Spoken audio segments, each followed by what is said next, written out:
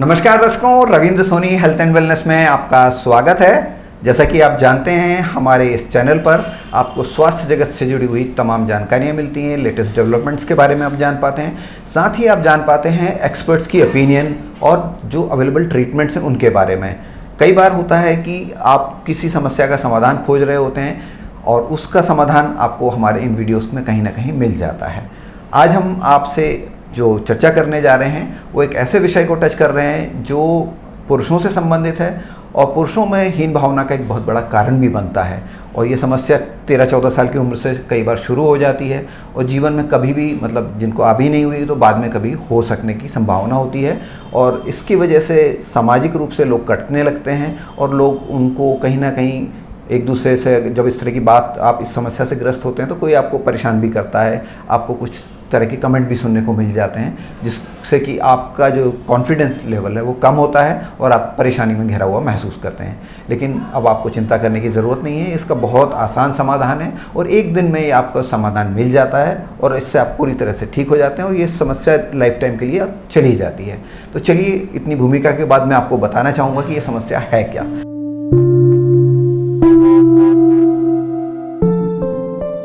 इस समस्या को अंग्रेजी में गायनेकोमेस्टिया कहा जाता है। ये समस्या जो है, जो पुरुषों के स्तन होते हैं उनके बढ़ जाने से जुड़ी हुई होती है।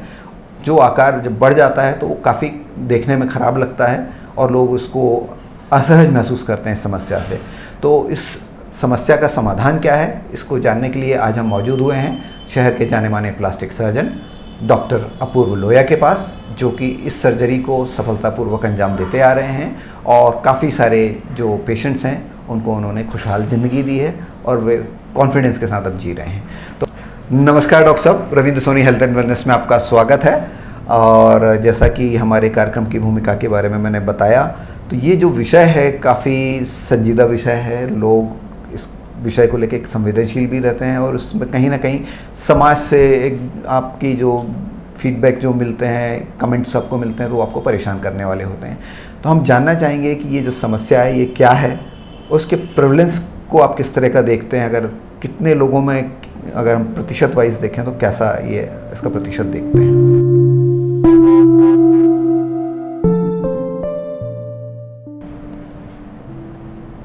मैं अपने दर्शकों को बताना चाहूँगा कि गायनेकोमेस्टिया, गायनो और मेस्टिया दो शब्दों का मेलजोल है जी।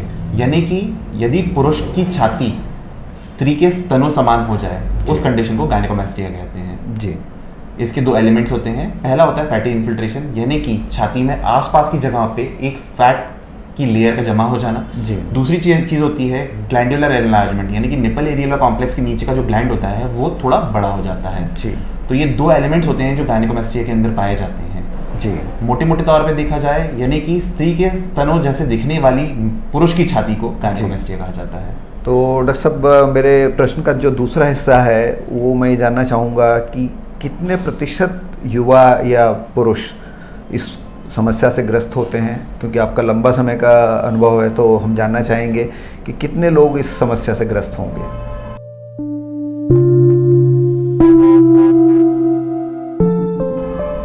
इसका आंसर देना काफ़ी कठिन है। लिटरेचर के अकॉर्डिंग यदि देखा जाए तो ये समस्या बहुत बहुत बहुत ही कॉमन है। पुरुषों में जो 14 साल के ऊपर के पुरुष हैं, 14 से 65 साल की उम्र में अगर देखा जाए तो कम से कम इंडियन लिटरेचर के हिसाब से या प्लास्टिक सर्जरी में मेंशन लिटरेचर के हिसाब से इसका प्रेवलेंस अप टू 30% मेल्स के अंदर है। ओ, काफ़ी बड़ा आंकड़ा है। हालांकि क्योंकि पुरुष ये बात को दूसरों को बताने में असहज महसूस करते हैं या उनको शर्मिंदगी होती है, खुलकर सामने आने वाले पुरुष जो होते हैं वो तादाद में काफ़ी कम होते हैं। जी। तो डॉक्टर साहब, इसके बाद हम आगे बढ़ेंगे। अब हमने समस्या को तो जान लिया, अब दर्शकों के दिमाग में एक प्रश्न आ रहा होगा कि ये समस्या होती क्यों है, तो इसके क्या कारण पाते हैं आप।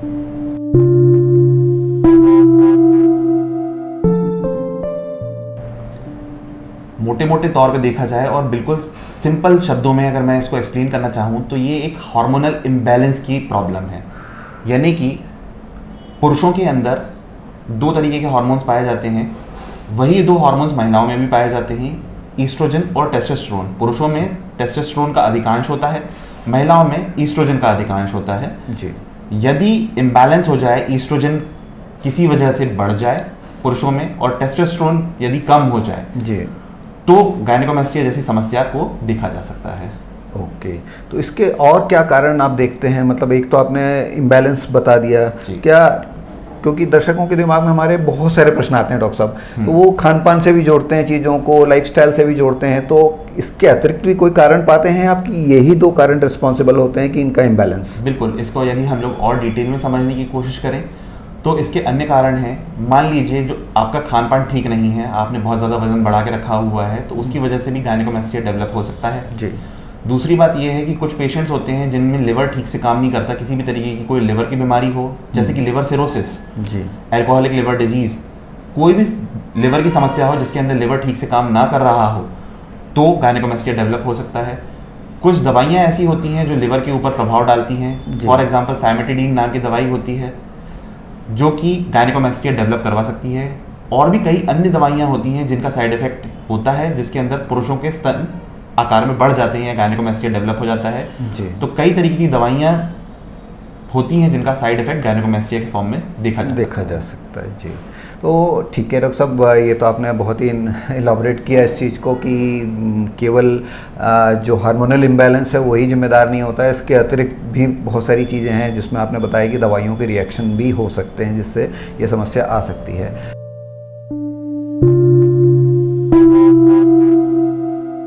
तो डॉक्टर साहब अब बात करते हैं इस समस्या की से निजात पाने की, यानी ट्रीटमेंट की।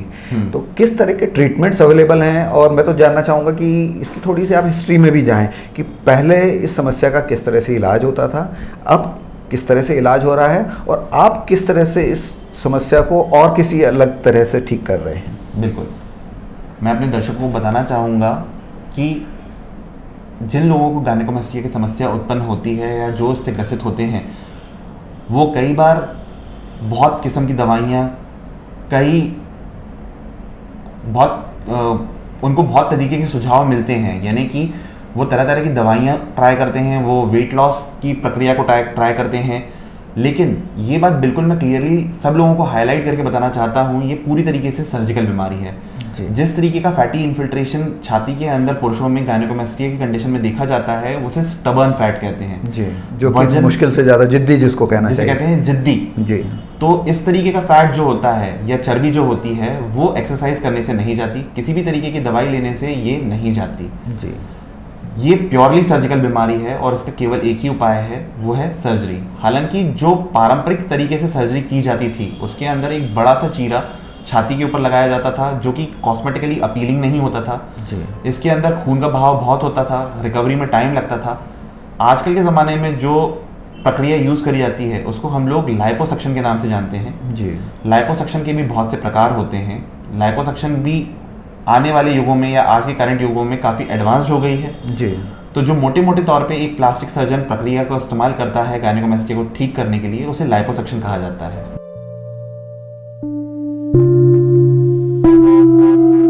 जी। तो डॉक्टर साहब, जैसे आपने बताया कि लाइपोसक्शन ने काफ़ी मतलब ओवर द ईयर प्रोग्रेस की है और उसमें अलग अलग प्रकार आपने बताए हैं।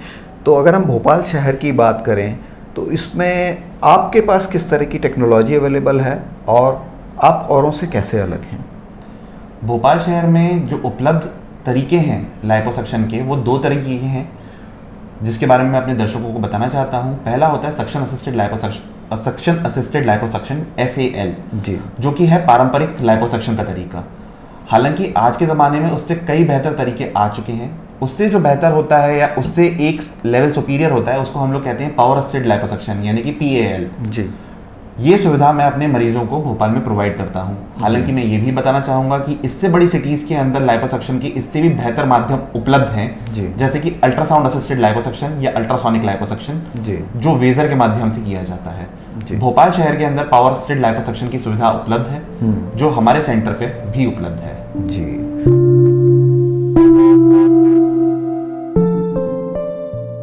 तो डॉक्टर साहब, इसके बाद प्रश्न हमारे दर्शकों के दिमाग में आ रहा होगा कि ये जो प्रक्रिया है ये कितनी सेफ है, कितना टाइम लगता है और इसके लिए अगेन जब चूंकि ये सर्जिकल इंटरवेंशन है तो इसमें बात आती है कि एलिजिबल कौन कौन हो सकते हैं। ठीक, यदि किसी ढंग के प्लास्टिक सर्जन जो कि वेल क्वालिफाइड है, वेल ट्रेन्ड है, जिसका एक्सपीरियंस अच्छा है, जो पेशेंट के एक्सपेक्टेशंस को ठीक तरीके से समझ सकता है, सारे के सारे ब्लड इन्वेस्टिगेशंस, रेडियोलॉजिकल इन्वेस्टिगेशंस यदि प्रॉपर तरीके से करवाए जाएं, एक ढंग के सेटअप के अंदर ढंग की मशीनरी द्वारा, एक वेल क्वालिफाइड प्लास्टिक सर्जन के द्वारा यदि ये प्रोसीजर को परफॉर्म किया जाए तो ये बहुत ही ज़्यादा सेफ प्रोसीजर है जी। मोटे मोटे तौर पे हॉस्पिटल का एडमिशन टाइम जो रहता है वो लगभग 24 घंटे का रहता है। प्रक्रिया जो होती है depending on the grade of gynaecomastia, यानी कि छाती कितनी ज़्यादा बड़ी हुई है, क्या वो ग्रेड 1 है, ग्रेड 2 है, ग्रेड 3 है, ग्रेड 4 है जी। ग्रेड 4 का मतलब पुरुष की छाती लगभग पूरी तरीके से महिला की छाती जैसी दिखाई देती है जी। ग्रेड 1 मतलब कि सामान्य से थोड़े से बढ़े हुए जी स्तन। तो ग्रेड 1 में टाइम कम लगेगा, ग्रेड 4 में टाइम ज़्यादा लगता है जी। इसी हिसाब से रिकवरी को भी कैलकुलेट किया जा सकता है। मोटे मोटे तौर पे गायनेकोमेस्टिया की सर्जरी यानी कि लाइपोसक्शन करने के बाद 1 दिन का पूरा आराम, 2 से 3 दिन के बाद में नॉर्मल दिनचर्या जो होती है वो वापस से शुरू की जा सकती है। हफ्ते भर के अंदर ऑफिस जाना चालू किया जा सकता है, 15 दिन के अंदर एक्सरसाइज वापस से चालू की जा सकती है। ओके, तो ये तो बहुत ही मतलब फास्ट प्रोसेस है, मतलब इसके लिए लोग जीवन पर्यंत परेशान होते हैं, लेकिन आपने बताया कि 24 घंटे के एडमिशन में और छोटी सी सर्जरी में, तो सर्जरी कितनी देर की होती होगी डॉक्टर?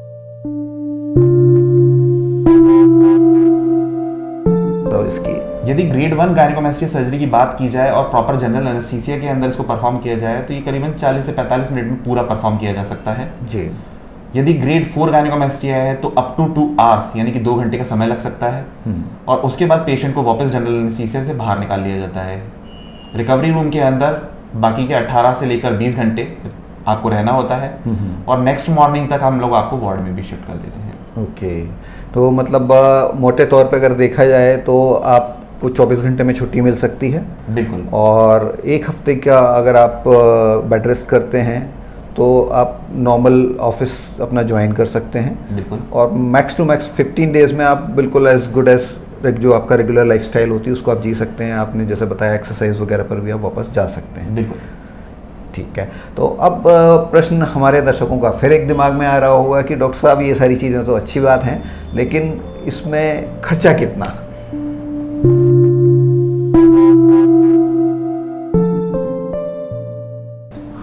जी, मैं आपको इसके बारे में भी बताना चाहूँगा। ये बहुत सारे फैक्टर्स के ऊपर डिपेंड करती है। पहले बात होती है पेशेंट फैक्टर। पेशेंट फैक्टर यह जो प्रॉब्लम है वो कितनी बड़ी हुई है, यानी कि ग्रेड 1 है, ग्रेड 2 है, ग्रेड 3 है, ग्रेड 4 है। क्या ये ऑपरेशन पहली बार परफॉर्म करा जा रहा है या ये रीडू सर्जरी है, यानी कि क्या कोई अन्य प्लास्टिक सर्जन इस प्रक्रिया को पहले कर चुका है या ये पहली बार परफॉर्म किया जा रहा है एज अ फ्रेश केस। किस तरीके के संस्थान में इसको किया जा रहा है, यानी कि कोई बड़े अस्पताल में इस प्रक्रिया को करा जा रहा है, किसी कॉर्पोरेट हॉस्पिटल में करा जा रहा है या किसी बेसिक सेटअप के अंदर किया जा रहा है। फिर सवाल आता है कि कौन सी पद्धति का इस्तेमाल किया गया है। कौन सी पद्धति का मतलब सक्शन असिस्टेड लाइपोसक्शन का इस्तेमाल किया गया है, पावर असिस्टेड लाइपोसक्शन का इस्तेमाल कराया गया है या फिर वेजर या अल्ट्रासोनिक लाइपोसक्शन का इस्तेमाल किया गया है। इन बातों पे खर्चा डिपेंड करता है जी। तो ये बात को बिना पेशेंट को असेस करे सीधे बताना कि कितना खर्चा आएगा ये डॉक्टर के पार्ट पे गलत होगा। हालांकि फिर भी हमारे सारे के सारे पेशेंट्स हमेशा ही जानना चाहते हैं कि इसका मोटा मोटा तौर पे खर्चा कितना होता है। मोटे मोटे तौर पे यदि देखा जाए तो गायनेकोमेस्टिया की सर्जरी का खर्चा 40,000 रुपए ऑनवर्ड्स चालू हो जाता है जी। जो कि जाने को 1,10,000 से 1,20,000 रुपए तक जा सकता है, डिपेंडिंग अपॉन कि क्या ग्रेड था और क्या पद्धति और कौन से हॉस्पिटल में सर्जरी को परफॉर्म किया गया जी। और सिटी टू सिटी भी वेरी करती होंगी चीजें। मेट्रो सिटी में इसका खर्चा निश्चित तौर पे ज़्यादा है क्योंकि आपको आना जाना रुकना और ये एक्सपेंस अलग हो जाएंगे। तो प्लस अगर किसी कॉर्पोरेट हॉस्पिटल में आप जाते हैं तो संभवतः शायद वहाँ के ओवरहेड्स उनके ज़्यादा होने की वजह से वो शायद सेम सर्जरी को ज़्यादा चार्ज करते हों। एग्जैक्टली, कॉर्पोरेट हॉस्पिटल्स में इसका खर्चा ज़्यादा है। फिर एक बात ये भी आती है कि आपके डॉक्टर का एक्सपीरियंस कितना रह चुका है। 2 साल, 4 साल, 5 साल, 10 साल। एक बहुत ही ज़्यादा एक्सपीरियंस प्लास्टिक सर्जन डेफिनेटली आपसे ज़्यादा चार्ज करेगा as compare to a new plastic surgeon या थोड़ा नया प्लास्टिक सर्जन जो शहर के अंदर है। तो ये भी एक बड़ा फैक्टर होता है इस बात को डिसाइड करने के लिए कि ओवरऑल खर्चा गायनेकोमेस्टिया सर्जरी में कितना बैठेगा जी।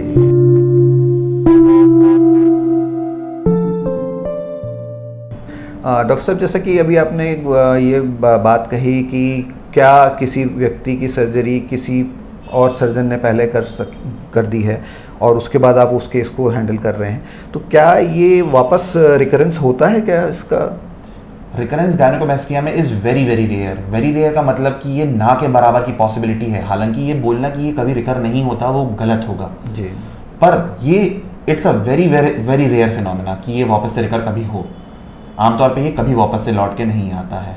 ओके, तो thank you so much doctor साहब, गायनेकोमेस्टिया को लेकर के आपने बहुत सारी इंसाइट्स दी हमारे दर्शकों को, और बहुत सारे छोटे छोटे जो उनकी लेकिन बड़ी समस्याएं होती हैं और बड़े क्वेश्चन होते हैं, छोटे ज़रूर दिखते हैं लेकिन उनके दिमाग में वो समस्याएं बहुत बड़ा रूप ली हुई होती हैं, तो उनको आपने आंसर किया एक के बाद एक। और स्टिल अगर दर्शकों, अगर आपके दिमाग में इस इंटरव्यू में कोई हमारे ऐसी बातें हैं जो छूट गई हों, जो आपके दिमाग में आ रही हों, तो आप हमारे कमेंट बॉक्स में लिख के भेज सकते हैं। डॉक्टर साहब से जब हम अगला इंटरव्यू करेंगे तो निश्चित रूप से उन प्रश्नों के भी जवाब लेंगे, और साथ में हम लोगों ने ये भी प्लान किया है कि एक एक पॉइंट्स को, जो गायनेकोमेस्टिक से जुड़ी हुई बातें हैं, उनको हम और डिटेल में जाकर के समझाने की कोशिश करेंगे, ताकि आपके दिमाग में जब ये सर्जरी के लिए आप जा रहे हो तो कोई ऐसी शंका सुबह वाकई ना रहे और आप कॉन्फिडेंस के साथ जाएं और उस सर्जरी को करवा सकें। आज के एपिसोड में फ़िलहाल हम इतना ही बात कहना चाहेंगे, और जल्द ही मिलेंगे इसी विषय पर दोबारा एक और एपिसोड में। तब तक के लिए धन्यवाद। जय हिंद। नमस्कार दर्शक। नमस्कार।